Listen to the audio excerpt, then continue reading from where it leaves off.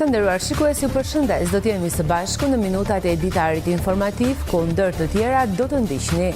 Ministri i Bujqësisë dhe Zhvillimit Rural Andis Salla zhvilloi në Gjirokastër një takim me fermerët e qarkut në kuadër të konsultimeve për hartimin e skemës kombëtare 2026, me qëllim evidentimin e problematikave dhe përshtatjen e masave mbështetëse sipas nevojave reale të sektorit bujqësor dhe blegtoral.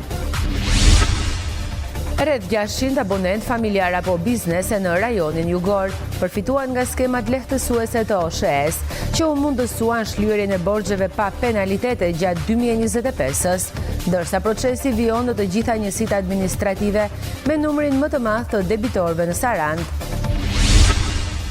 Rreshtet e dendura që përfshin qarkun e Gjirokastrës shkaktuan dëmtime edhe në bashkinë Libohov, kryesisht rrëshqitje dherash dhe probleme në rrugët rurale, sipas nënkryetarit Xhelil Tosuni. Zona me prekur është njësia administrative Zaguri, ndërsa bashkia me ndihmën e forcave të ushtrisë po punon për pastrimin dhe rehabilitimin e segmenteve të dëmtuara rrugore. Shifrat e vitit të kaluar tregojnë se 4 muzeet e qytetit të Gurë, Gjirokastrës, kanë pritur rreth 100.000 vizitor vendase të huaj, duke mbajtur aktivitetin kulturor të qytetit të qëndrueshëm edhe gjatë dimrit, ndërsa gjatë janarit 2026 vizitorët përsëri nuk kanë munguar pavarësisht temperaturave të ulta.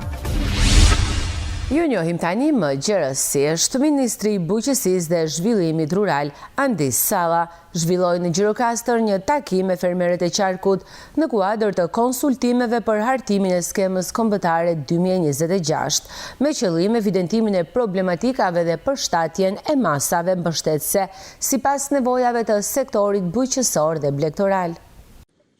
Ministri i Bujqësisë dhe Zhvillimit Rural Andis Salla zhvilloi një takim me fermerët e qarkut të Gjirokastrës në kuadër të konsultimeve për skemën kombëtare 2026. Gjatë fjalës së tij, ministri Salla theksoi se këto dëgjesa zhvillohen paraprakisht për të plotësuar panoramën e kërkesave dhe nevojave të fermerëve, si dhe për të ndërtuar skemën mbi një pasqyrë sa më reale të situatës në terren. Jemi sot dhe për të dëgjuar fermerët, për një bashkëbisedim me ta, kemi nisë një tur në gjithë Shqipërinë, patjetër që edhe në qarkun e Gjirokastës, ku edhe ju, siç e thatë, për blegtorët, edhe për përmbytjen e fundit, ne kemi arritur që të paraqesim një paketë financiare për mbështetjen e të gjithë blegtorëve dhe ato që janë përmbytur nga qeveria shqiptare. Ne sot jemi për një dëgjesë me ta për skemën kombëtare, cilën kemi akorduar fondin e përvitshëm nga skema e mbështetjes nga AZBR-ja dhe ne do të jemi me ta për të diskutuar rreth gjithë problematikave që ata hasen gjatë vitit, por edhe atyre skemave të reja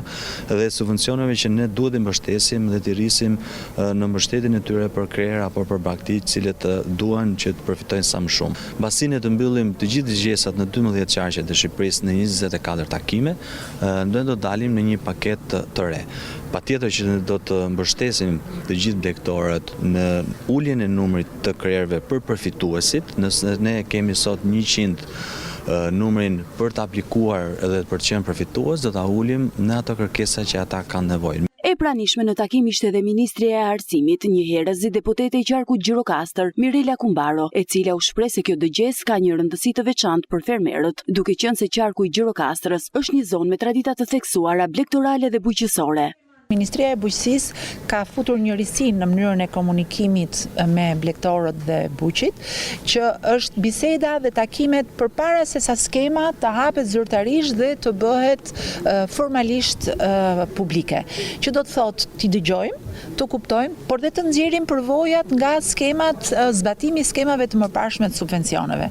Edhe sepse situatat evoluojnë, por edhe sepse vetë buqit dhe blegtorët janë në përditshmëri në ndjekje të aktivitetit të tyre bujqësor blegtoral në ekonominë e vendit dhe konkretisht në ekonominë e qarkut Gjirokastrës. Kjo dëgjesë merr një rëndësi edhe më të madhe, por edhe që të ndjekim pastaj në momentin që hapen skemat e subvencioneve, me risitë e tyre të ndjek çdo problematikë që këtu ka. Nga ana tjetër, fermerët kërkuan më shumë vëmendje dhe mbështetje nga instancat përkatëse për problematikat me të cilat përballen në aktivitetin e tyre të përditshëm. Ne si fermerë kërkojmë mbështetje më të theksuar tek të imtat edhe tek gjedhët e lopët. ndërsa për pjesën e bujqësisë kemi shumë probleme te pjesa e përmbitjes. E gjithë kultura e mbjellë tani në Vjesht, e gjitha është prishur, është shkatruar nga përmbyti. Te skemat që kam aplikuar për subvencionet e këtimta dhe për subvencionet në naft, për aq sa kam aplikuar, për aq sa kam pasur dokumenta, kam qenë fitues, kam qenë në rregull. Kurse mund të themi që është e pamjaftueshme, është e pamjaftueshme. Neve në zonën tonë kemi problem kanalet kulluse. Kanalet janë bllokuar, ujërat nuk funksionojnë, përmbyten fushat. Kemi marrë vetëm karburantin nga shteti, para të ngasë tokë që kemi neve e mjaftueshme. Takimet të tjera konsultative do të vijojnë edhe në qarqe të tjera të vendit, me synim që skemat kombëtare 2026 të reflektojnë sa më mirë nevojat reale të fermerëve dhe të shërbejnë si një mbështetje konkrete për zhvillimin e bujqësisë dhe blegtorisë. Rreth 600 abonent familjar në nevojë apo biznese në rajonin jugor përfituan nga skemat lehtësuese të OSHE-s për gjatë 2025-s, që ju mundësoj shlyerjen e borxheve pa penalitete. Procesi vijoi në të gjitha njësitë administrative me numrin më të madh të debitorëve në qytetin e Sarandës. Gjatë vitit që lan pas, nga FSHU OSHE Group u lidhën rreth 600 aktmarrëveshje, ku përfshi kategoria familjare që zinte dhe numrin më të lartë dhe disa biznese me detyrime të prapambetura. Sipas të dhënave, këto skema janë hartuar për t'i ardhur në ndihmë qytetarëve për të përballuar më lehtë detyrimet financiare, duke shmangur penalitetet dhe duke përfituar nga kushtet e favorshme të OSHE-s. Procesi është aktiv në të gjitha njësitë administrative të qarkut Gjirokastër, si dhe në bashkitë Sarandë e Delvin. Janë rreth me 600 aktmarrëveshje, diçka më shumë, cilat kryesisht shumicën më të madhe zën kategoria familjar, po edhe privat, po kategoria familjar është pjesa më dërmuese që kanë lidhur një aktmarrëveshje, pas ata janë dhe shtresa më në nevojë për të paguar detyrimet e prapambetura me KST. Aurel Meçi, drejtori i njësisë së furnizimit të shërbimit universal në Gjirokastër, shprehet se synimi është që të jemi më pranë banorëve në çdo lloj situate. Furnizuesi i shërbimit universal është furnizuesi kryesor i energjisë elektrike për çdo abonent, popullat, biznes, buxhetor jo buxhetor. Janë marrë gjitha masat nga drejtoria qendrore për furnizimin të sigurt me energji elektrike të gjithë popullatës. Numri më i lartë i debitorëve të energjisë është regjistruar në qytetin e Sarandës me rreth 3500 konsumatorë që përfituan nga kjo skem. Rreshitet dendura që përfshin qarkun e Gjirokastrës shkaktuan dëmtime edhe në bashkinë Libohov, kryesisht rrëshqitje dherash dhe probleme në rrugët rurale. Sipas nënkryetarit Xhelil Tosuni, zona më e prekur është njësia administrative Zagori, ndërsa bashkia me ndihmën e forcave të ushtrisë po punon për pastrimin dhe rehabilitimin e segmenteve rrugore të dëmtuara. Si pasojë rreshjeve të dendura që përfshin qarkun e Gjirokastrës, një nga bashkitë e prekura ishte edhe bashkia Libohov. Këto rreshje shkaktuan disa dëmtime, kryesisht të rrëshqitje dherash dhe probleme në infrastrukturën rrugore, veçanërisht në zonat rurale. Sipas nënkryetarit të bashkisë Libohov Xhelil Tosuni, problematikat më të mëdha janë shfaqur në njësinë administrative Zagori, ku rrugët janë dëmtuar dhe qarkullimi ka qenë i vështirësuar në disa segmente. Edhe në bashkinë Libohov kemi pasur disa problematika, kryesisht në njësinë administrative Zagorie. Më tepër kemi pasur rrëshqitje dherash, kemi pasur edhe në për akse rrugore rrëshqitje dherash, bllokim rrugësh, kryesisht në fshatin Topov, ku ishin bllokuar të dyja hyrjet e këtij fshati. Rruga që të çon në fshatin Zhej dhe Dhiar është e pakalueshme. Edhe në fshatin Dëshnic, që është rruga Dëshnic-Hoshtev, dhe aty ka disa rrëshqitje dherash.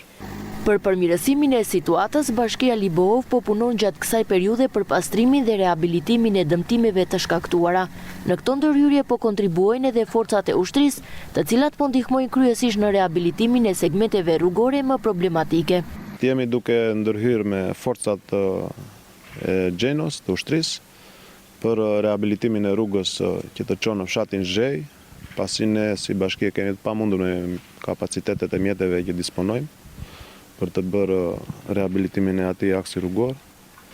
Aktualisht janë duke punuar, domethënë, mjetet e ushtrisë kanë hapur pjesën e rrugës fshatit Topov, të dyja pjesët hyrëse të këtij fshati, dhe aktualisht janë duke punuar në fshatin në rrugën që të çon në fshatin Zhej.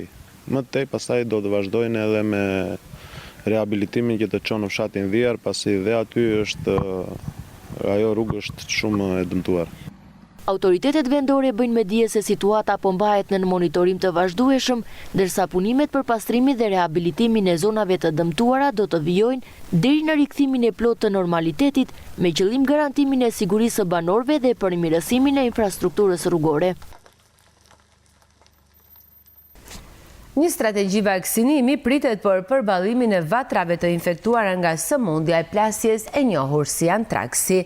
Sipas autoriteteve veterinare, gjatë vitit 2025 janë evidentuar vatra të reja në territorin e qarkut, ndërsa bashkëpunimi me fermerët po vijon për të parandajluar përhapjen e sëmundjes dhe për të garantuar sigurinë e blegtorisë.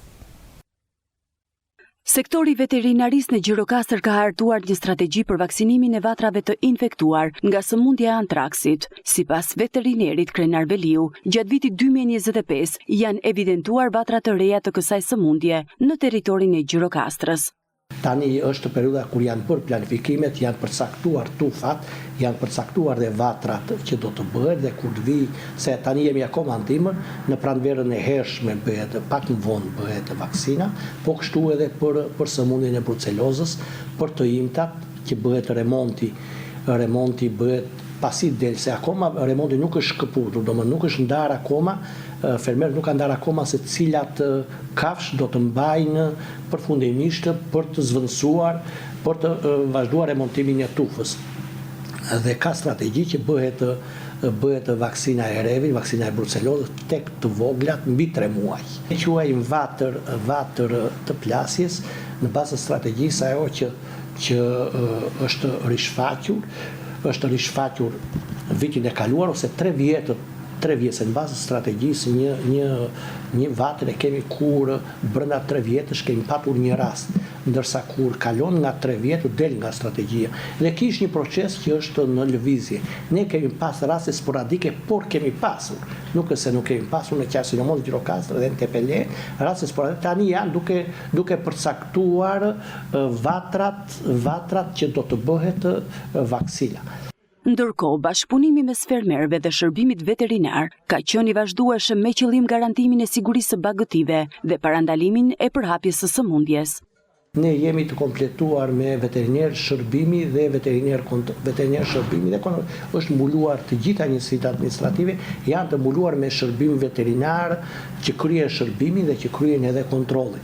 Dhe në bazë zona veterinerët që kryen shërbim mbajnë kontakte të përhershme se kanë detyra që bëjnë kontrollin e fermave, bëjnë planifikimin e atyre që do të vaksinohen, e atyre që do të matrikullohen, bëhet kontrolli i të gjitha fermave për matrikullimin, për të zvendësuar matrikujt e rënë dhe për të vënë matrikujt e remonti i ri.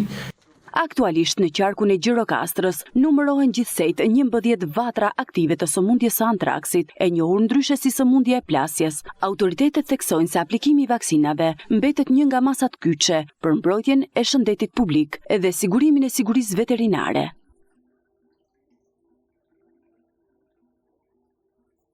Në bashkinë e Tepelenës janë drejt përfundimit aplikimet për përmirësimin e kushteve të banesave.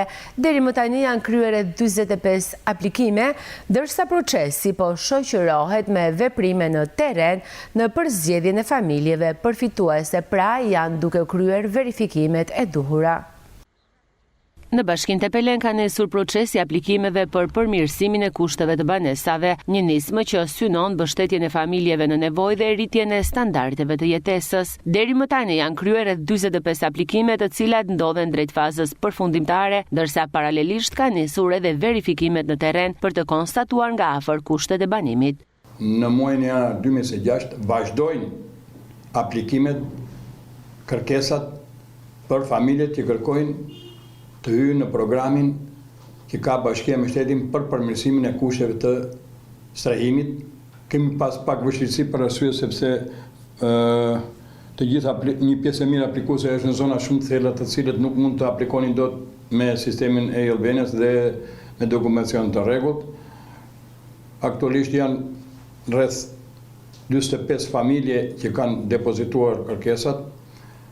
Ne kemi ngritur komisionin dhe kemi bërë verifikimin e të gjitha familjeve, duke shkuar në vend, duke bërë foto, duke nxjerrë preventivet. Përfitues do të jenë kryesisht familje në nevojë, gratë kryefamiljare dhe kategori të tjera vulnerabël.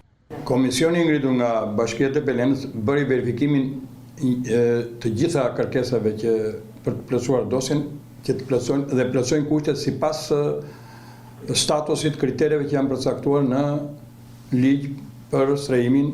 Jemi në përfundim të procesit për të nxjerrë dhe vleftën përfundimtare të kostës së investimeve që do të kryhet në bashkëpunim me qeverinë shqiptare dhe pastaj do vazhdojë faza tjetër e tenderimit dhe e punës konkrete për përmirësimin e kushteve të banesave sipas programit që është përcaktuar. Procesi pritet të përmbyllet në ditët në vijim, ndërsa përzgjedhja e fituesve do të bëhet në bazë të kritereve të përcaktuara. Shifrat e vitit të kaluar tregojnë se 4 muzete e qytetit të Gurë, Gjirokastrës, pritën rreth 100.000 vizitor vendase të huaj, duke mbajtur aktivitetin kulturor të qytetit të qëndrueshëm edhe gjatë dimrit, ndërsa në janarin e 2026 vizitorët, edhe pse të pakt në numër, nuk kanë munguar pavarësisht se temperaturat kanë qenë të ulta.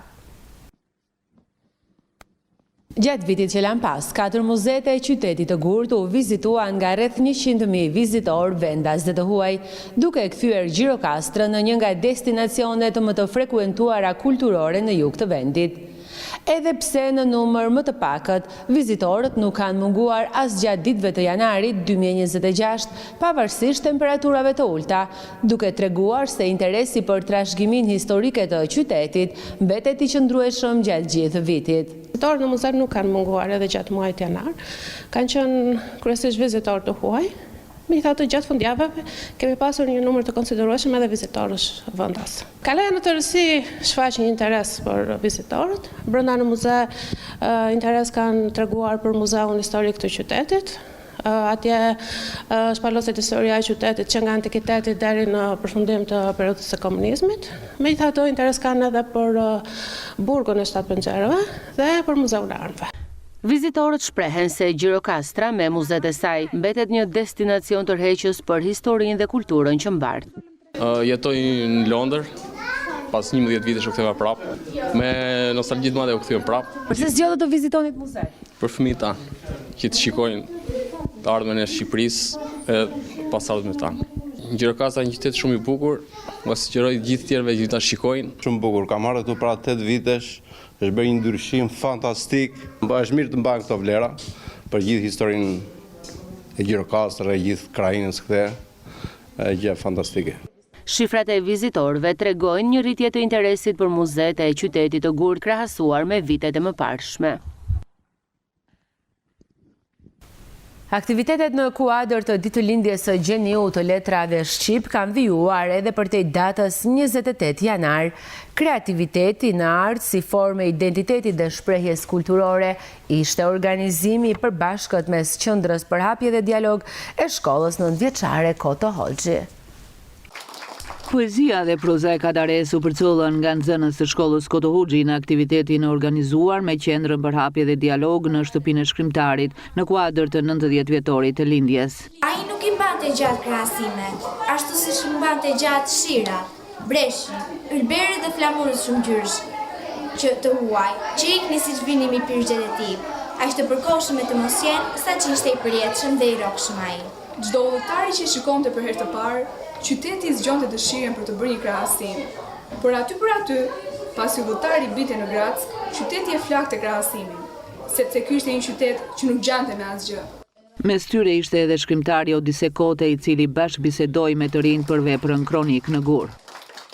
Ishte një diskutim shumë interesant, nxënësit pan nga afër nga dritarja fushën e aviacionit, Dylbit e Kadares, konceptuan të gjithë psikologjinë e krijimit të asaj kohe fëminore dhe afër adoleshencës, u kënaqën me citimet nga vepra e Kadares kronik në Gur, mësuan se si është ndërtuar e gjithë struktura psikike e qytetarit, po dhe e shtëpisë Gjirokastrite, si ka funksionuar ajo, mësuan se si vepra e Kadares përmes romanit kronik në Gur u bë e njohur në gjithë botën dhe se si pastaj e gjithë letërsia e tij e çoi jo vetëm Ismail Kadaren, por gjithë krijuesit, të gjithë shqiptarët drejt lirisë. Ishte një bashkëbizetim shumë i këndshëm me pyetje përgjigje dhe unë besoj që nga bashkëbizetimet të tilla mësuesit në radh të parë dhe nxënësit sigurisht mësojnë shumë tek ata ngulitet dashuria për njerëzit dhe personalitetet e shuara të kombit shqiptar, por edhe për letërsinë si një dashuri e madhe e qenies njerëzore. Nga nxënës që kanë pasion pikturën u çel edhe një ekspozit me portrete të shkrimtarit. Unë kam vizatuar Ismail Kadaren sepse ai më ka frymëzuar shumë mua, e kam bërë me teknikën bar dhe zi me laps, edhe është nga shkrimtarët më të mëdhenj shqiptar. Unë sot kam vendosur të vizatoj një portret të Musine Kokalarit, edhe pse sot nuk është dita e saj, por është dita e Ismail Kadares dhe është ekspozit për Ismail Kadaren, unë nuk mund t'i da këto dy figura të shuara të Shqipërisë.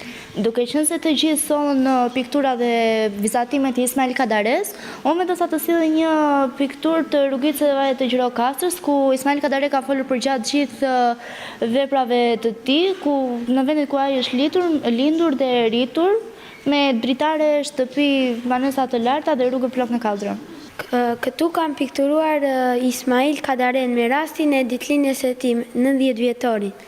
Këtë pikturë kam vizatuar me Bojra Vaj dhe këtu është kaleja dhe vendlindja e tij.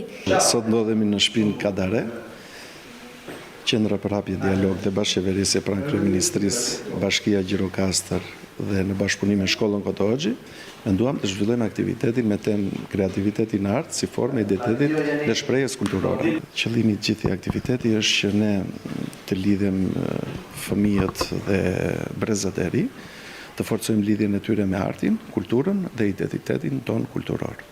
Këto ditë janari, shtëpia e Kadares ka mirëpritur fëmijë të rinj të shkollave, të cilët kanë shpalosur pjesë nga krijimtaria e shkrimtarit që përmes veprës së tij e bëri Gjirokastrën të njohur në botën mbar.